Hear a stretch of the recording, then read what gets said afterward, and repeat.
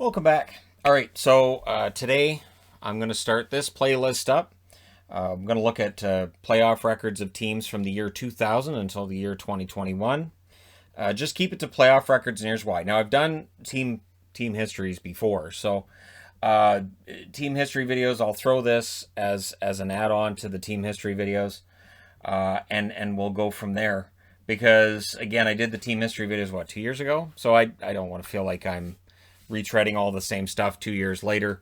I 3 years maybe. So next summer we'll look at maybe doing team histories again. I do want to do a year by year thing as well during the off season this year, and so we'll look at doing a year by year. I usually throw that into the history videos as well. A lot of the off season is you get your free agent signings, your trade histories and trade videos, and other history videos as well. So 2000. We'll start off with the year 99 2000. Yes, I've got the gecko up. Yes, we're talking about Arizona first, because to talk about playoffs, including this year, you got to start with teams that aren't in the playoffs. And for Arizona, it's been a lot of miss. So in terms of victories in series, you've got three. Now I was going to put the logo of each team that you play in the playoffs, and then I thought about it and I went, just put the team they lost against, or if they win the Stanley Cup, put the logo of the team that they beat in the final, because otherwise, when you get to Pittsburgh and Detroit, it's going to need that 4 foot by 3 foot board. And I no. Just no. The 4 foot by 3 foot board will get used at some point in the offseason. This isn't it. So because I want to keep these relatively under control and not looking quite like madness boards. And yet, I've got the tape on here. I've got a lot of tape for boards. So I've taped this up. We'll do all 31 teams. Yep, we'll even get to Vegas at some point. We'll see if they win their Stanley Cup this year, or if they're still searching after this postseason is done. So the year 2000, the Arizona Coyotes, still relatively new to the desert. 39, 31, 8, and 4. They make the playoffs, but they lost in the first round against Colorado, who were pretty darn good at the time. There's a lot of future Hall of Famers on that team. Jeremy Roenick was the leading scorer for the Coyotes that season. 75 games, 34 goals, 44 assists, 78 points. In the playoffs, he had 2 goals and 2 assists for 4 points in 5 games. So Roenick, good playoff performer. He's not at the same level he was with the Blackhawks in the early 90s, but still, he was one of my favorite players in the early 90s. I was actually a big fan of the Blackhawks because I as a Canuck fan didn't like the Oilers, so, and then later on, of course, that changes. 2000, 2001, it does change. 35, 27, 17, and 3. The Coyotes fall out of the playoffs that year. So from the first round to out of the playoffs, Roenick's their leading scorer again. 80 games played, 30 goals, 46 assists, 76 points.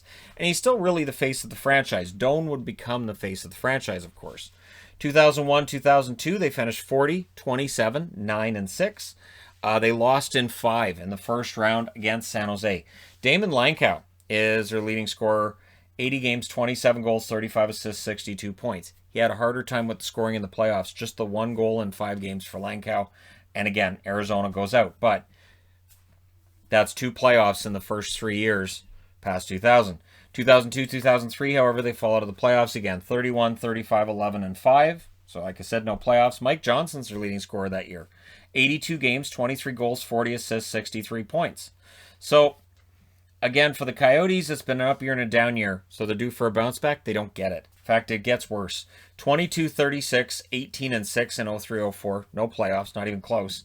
Shane Doan becomes the leading scorer that year, and he would stay the leading scorer for a while. 79 games, 27 goals, 41 assists for 68 points for Doan. 2005, 2006. So after 04-05 is wiped out due to a shutdown of the NHL. 38, 39, and 5. No playoffs. Doan, 82 games, 30 goals, 36 assists for 66 points. So, yeah, he's still their leading scorer, and the team's not in the playoffs. And at no point in Shane Doan's career did he ever say out loud, I would like to go to a contender. Even when fans said, man, Doan should want out of there. He never did. He never complained, not once. 06-07, 31, 46, and 5. No playoffs. Shane Doan, 73 games, 27 goals, 28 assists, 55 points. Again, no complaints. 2007-2008, they finished 38, 37, and 7. No playoffs. Shane Doan, 80 games, 28 goals, 50 assists, 78 points. And this is why I find it interesting when we talk about Arizona, and immediately people will talk about how there's no fans in the seats. Well, when your team misses the playoffs that often, it can be kind of hard to sell out. That's why I respect Buffalo fans to the ends of the earth, because they still buy tickets when the team's been egregiously abusing its fans for years. 2008, 2009, they finished 36, 39, and 7. No playoffs. Shane Doan's the leading scorer again. 82 games, 31 goals, 42 assists, 73 points. Doan's patience would pay off in 2009, 2010. And this is the best run of success that Arizona's had since they became the Coyotes. And the Jets didn't have a lot of success either before moving to Arizona. So this is a franchise that had struggled throughout their existence, regardless of where they were. 50, 25, and 7. That is still the most wins they've had in a season. They lost in the first round in 7 against Detroit, a series that broke my heart. I really wanted them to knock out the Wings. Doan, 82 games, 18 goals, 37 assists, 55 points in the playoffs. He only plays 3 of the 7 games, has a goal and an assist in the 3 games he played in. 2010, 2011, they make the playoffs again. 43, 26, and 13, so their record isn't as good. And in the playoffs, they play Detroit again. This time they get swept by the Wings. Shane Doan, 72 games, 20 goals, 40 assists, 60 points. But in the playoffs, 4 games, in the sweep, he gets 3 goals and 2 assists. Can't put it on Doan.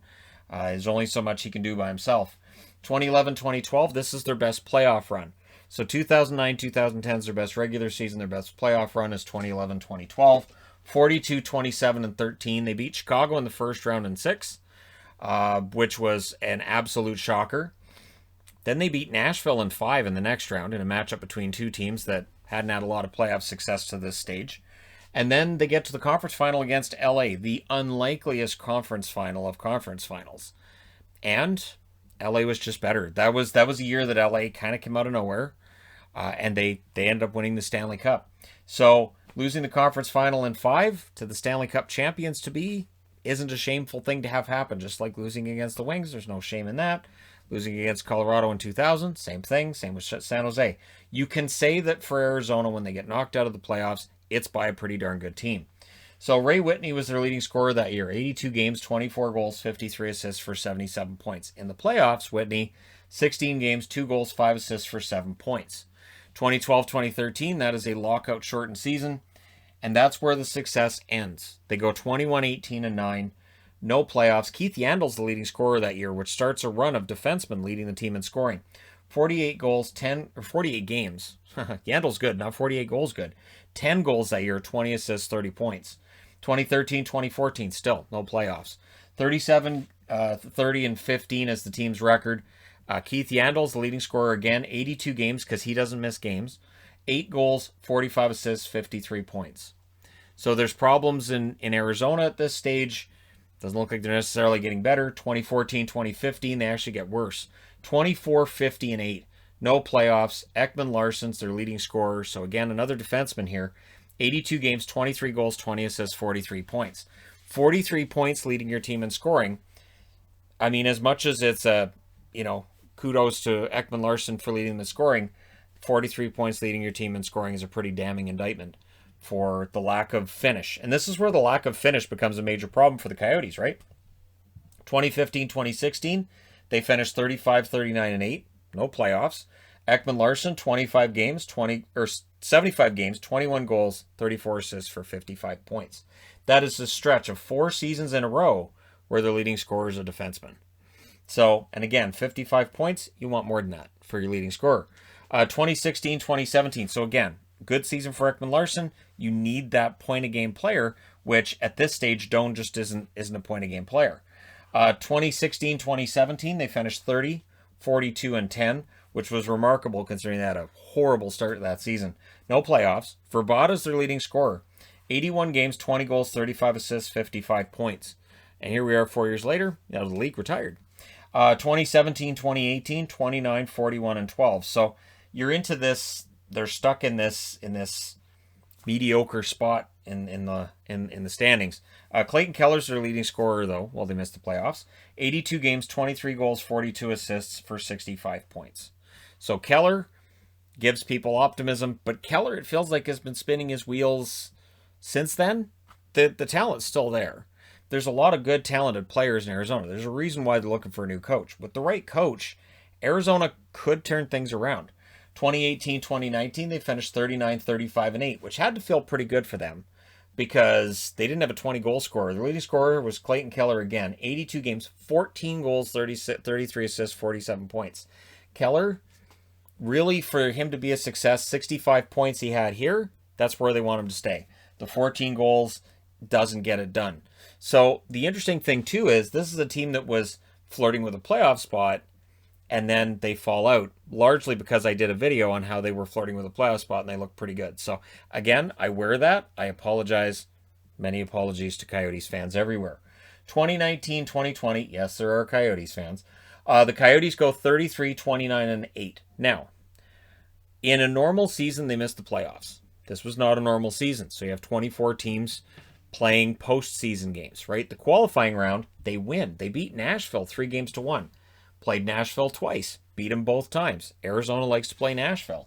So they get into that first round matchup, and they lose to Colorado again, this time 5 games again. Nick Schmaltz, their leading scorer, 70 games, 11 goals, 34 assists, 45 points. Didn't play during the playoffs. So again, with each of these listings, with each season, I'll be looking at, what did the leading scorer do in the playoffs? So just something a little bit different. 2020-2021, the season that they just finished not too long back, 24-26-6. And again, they flirt with being in the playoffs, and they look pretty good at points. They didn't look like they were that far off, and then they just tailed off. So no playoffs. Phil Kessel plays all 56 games because that's what he does. Yandel and Kessel, 2 of the longest Ironman streaks in the NHL. Both have played for Arizona. 20 goals, 23 assists, 43 points. Their leading scorer, and actually played pretty well this year. Kessel had a good year. So, and that's after a mediocre season the year before.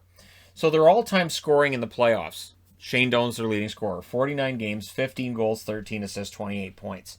So again, I'm not just including these seasons on the board. When I get into the all-time lists, we'll be counting everybody. Keith Yandel, 27 games, 3 goals, 16 assists, 19 points. Keith Tkachuk, 25 games, 11 goals, 7 assists, 18 points. Jeremy Roenick, get that, there, almost fix it. Fix it, there, fixed it. Roenick, 18 games, 9 goals, 9 assists, 18 points. And Radim Vrbata, 27 games, 6 goals, 8 assists, 14 points. Their all-time leading goaltender in terms of wins in the playoffs, well, that's Smith. Mike Smith, in this run right here, went 9-7 with a .944 save percentage. Yeah, not too shabby. Nikolai Habibulin, 8-9 with a .918 save percentage. Darcy Kemper, 4-5 with a .913 save percentage. Ilya Brizgalov, well, 3-8 with an .896 save percentage. He was really good during the regular season, right? And Sean Burke, 2-8 with a .903 save percentage. He's right over here. But there you go. So the history since 2000 of the playoffs for the Arizona Coyotes. And yes, I will be doing this for every team. I don't have a set standard of what order I'm going to go in. We'll see. All right. Let me know your thoughts in the comment section below as always. Don't forget to hit like and subscribe. If you're browsing your way through, you just happened upon this video. And hey, thank you guys so much for watching, for all your support. I will talk to you again soon.